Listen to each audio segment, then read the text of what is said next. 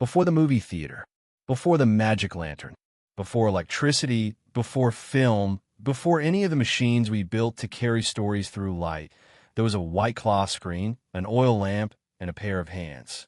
More than 2,000 years ago, in the courts of the Han Dynasty, the first shadow appeared on the first screen, and the audience wept, not because the image was clever, but because it moved, because in the trembling light, the impossible had happened. Someone lost had come back.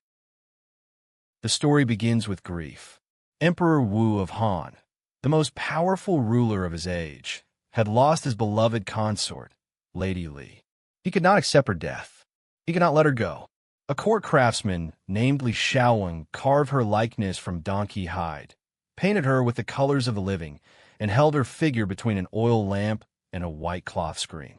In the warm, flickering light, her shadow rose. It turned. It moved with the grace she had in life. The emperor watched from the other side of the screen. He wept. He said, "Is it she, or is it not? She stands and rises. How slowly she comes." From this act of love and loss, an art form was born.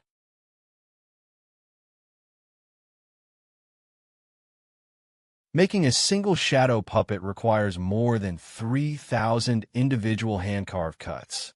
The artisan begins with donkey hide, soaked in water, scraped clean, stretched on a frame until it becomes nearly transparent, thin as paper, pale as moonlight.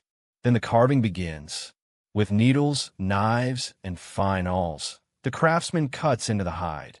Armor plating, flowing robes, a general's fierce face, a scholar's gentle hands. Every detail is opened. Every hole lets light through.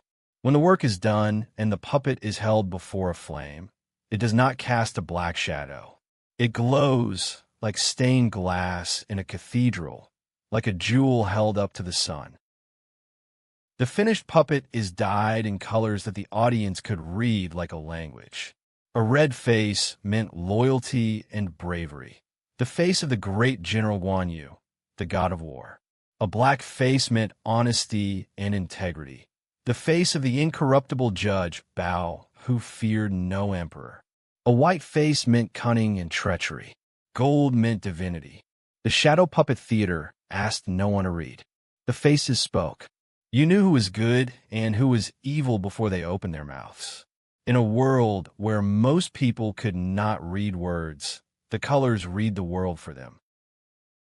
The stage is a white cloth screen, cotton or gauze, stretched tight on a wooden frame, lit from behind by an oil lamp. The puppeteers stand behind it, invisible. Their hands move in the amber glow. On the other side, the audience watches colored shadows dance. A dragon, a princess, a monk, a monkey with a golden staff. The flame breathes. The shadows breathe with it. There is no electricity here, no digital projection, no recorded sound. Only fire, hide, cloth, and human hands. And yet the stories are as vivid as anything ever put on a screen.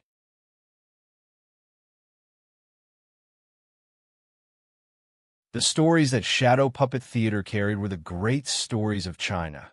The ones every child knew, the ones every grandmother told. Sun Wukong, the monkey king, born from a stone, master of 72 transformations, armed with a staff that could shrink to the size of a needle or grow to touch the sky. On the shadow screen, he fought armies of demons, leaped across oceans, argued with the Jade Emperor in heaven. His figure was carved with electric vitality. Every spike of his armor, every hair of his face, every swirl of his golden cloud. When the lamp flickered and Sun Wukong's shadow moved, 10,000 years of Chinese imagination moved with him.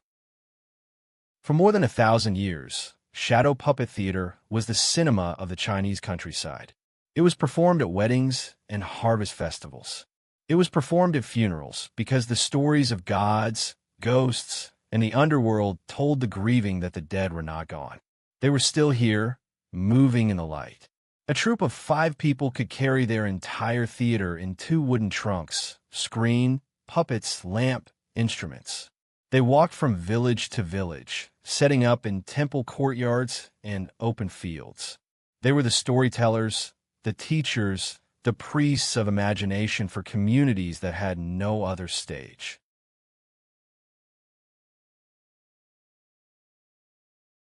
On December 28, 1895, in a basement cafe in Paris, the Lumiere brothers projected moving images onto a screen for a paying audience. History calls this the birth of cinema. But 2,000 years before that night in Paris, in the Han Dynasty courts of China, a craftsman named Li Shaoing had already understood the essential grammar of the art: light, screen, moving image, audience. The technology changed across 20 centuries. The desire never did.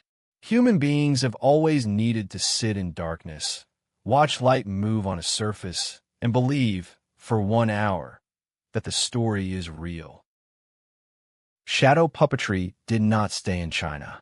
During the age of the Silk Road, when merchants, monks, and Mongol soldiers carried goods and ideas between East and West, shadow theater traveled. To Persia, to the Arab world, to Ottoman Turkey, where it became the beloved folk theater of Karagöz and Hassavat, still performed today. To Greece, to France, where in the 18th century, Parisian salons held fashionable evenings of ombres chinoises, Chinese shadows. These shows fascinated the same audiences that would later marvel at the magic lantern, and then at the cinema. The shadow that the craftsman Li Shaoing cast in the Han Palace courtyard reached, 2,000 years later, the imagination of the men who invented film.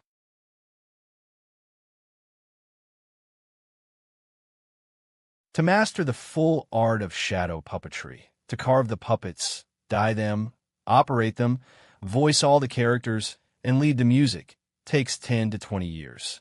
The apprentice begins by watching, then by holding the rods, then by learning to move a puppet without the audience seeing the effort, to make the warrior's sword arm swift, the princess's dance delicate, the demon's anger terrifying. All from the wrist, all invisible behind the screen. Then the voice. A single master puppeteer speaks every character. The old man's croak, the young woman's song, the monkey king's battle cry, while both hands operate 3 rods simultaneously. The body becomes the story. At the height of the Qing Dynasty, more than 3,000 shadow puppet troupes performed in Shaanxi province alone. Tens of thousands performed across China. Today, the masters who learned the craft in its natural village setting, before television, before migration, before the modern world took the audience away, are mostly in their 70s and 80s. When they go, the particular voice, the particular timing, the particular way of holding the rod that they carry goes with them. UNESCO inscribed Chinese shadow puppetry as an intangible cultural heritage in 2011. But a certificate cannot hold what a living hand holds. The puppets can be preserved in museums. The art lives only in people. In a time of great upheaval, shadow puppetry was banned as old superstition. The puppets, those translucent figures of gods and generals, of the Monkey King and Lady White Snake, carved with 3,000 cuts each, were ordered destroyed. Many masters hid them. Some buried them under floorboards. Some sealed them inside walls. For years, the shadows waited in the dark. When the darkness lifted, the masters dug them up. Some of those puppets, which had hidden in silence for so long, are still being performed today. They survived because someone loved them enough to protect them with their own life.